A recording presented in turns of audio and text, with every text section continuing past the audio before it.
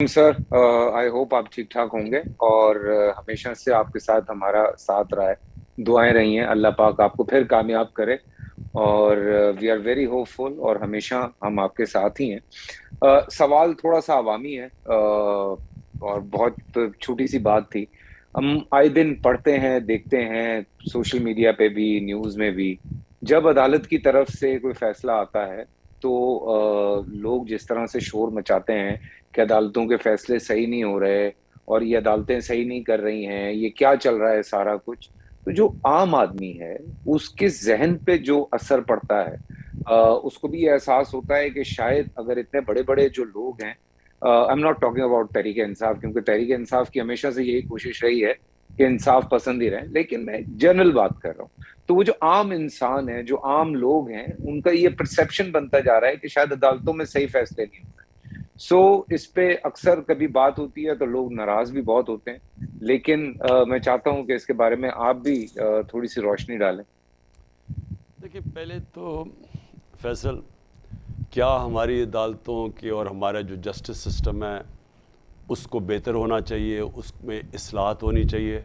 बिल्कुल होनी चाहिए। देखिए, कोई भी जो महज़ब माशरा है ना, जब तक आपके माशरे के अंदर आपकी क्वालिटी की जुडिशरी नहीं होगी, वहाँ इन्वेस्टमेंट भी नहीं आती। देखिए, जो इन्वेस्टर आता है ना, और ख़ास तौर पे जो सबसे बड़ा पाकिस्तान में जो इस मुल्क को उठा सकता है, वो है ओवरसीज़ पाकिस्तानी। मैं ओवरसीज़ पाकिस्तानी को अच्छी तरह जानता हूँ।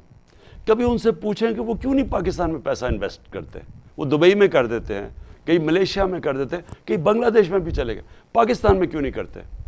वो सबसे बड़ी एक चीज़ आपको बताएंगे कि उनको कॉन्ट्रैक्ट इन्फोर्समेंट के ऊपर एतमाद ही नहीं है कि अगर उनका कॉन्ट्रैक्ट हो और वो कोई रिनेग कर जाए तो उनका पैसा डूब जाएगा। तो उनको ये जो हमारा जस्टिस सिस्टम है, इसकी इम्प्रूवमेंट हमें चाहिए अगर हमने मुल्क को उठाना है। और ये कहीं भी आप चले जाएं, रूल ऑफ लॉ जितना ज़्यादा होगा उतनी ज़्यादा इन्वेस्टमेंट आएगी उस मुल्क में। या दुनिया उठा के देख लें कि आपके मुल्क में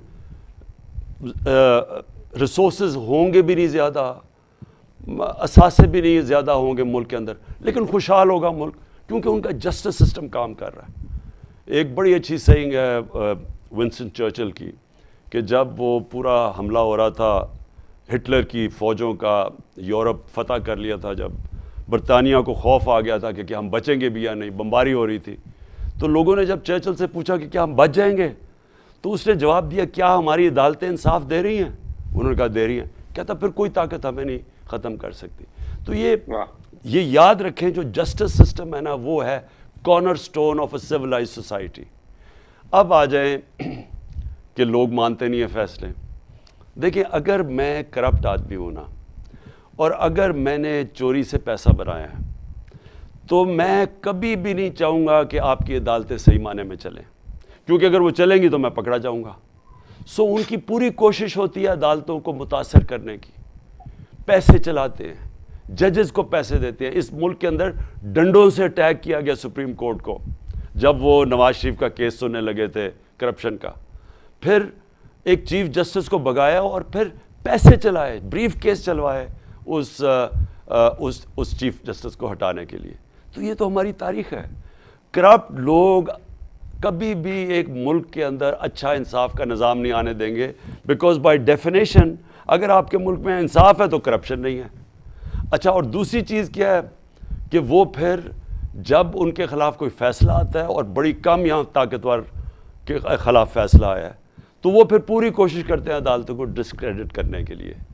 तो ये जो आपने बात की ना जी, ये है कि लोगों को क्या पता चलेगा कि कौन सच बोला। अगर सारे, जब भी कोई केस हारेगा वो कहेगा जी अदालतें बहुत बुरी हैं। लेकिन लोग इतने बेवकूफ़ नहीं हैं, लोग जो है ना वो समझ जाते हैं। और लोग जो अदालतें हैं, मैं आपको ये भी बता दूं कि आप आम लोगों से पूछ लें, वकीलों से पूछ लें, सब आपको बता देंगे कि जजेस की वो नंबरिंग बता देंगे कि ये जज कि ये है, ये ए है, ये बी है, ये सी है, ये डी है। ये सबको पता चल जाता है उनकी जजमेंट्स की वजह से। जो जजेस हैं वो अपनी जजमेंट्स की वजह से उनकी रेपुटेशन जाती है ऊपर या नीचे। यू थिंक कि लॉ एंड ऑर्डर पे हमें और काम करना चाहिए? अल्लाह करे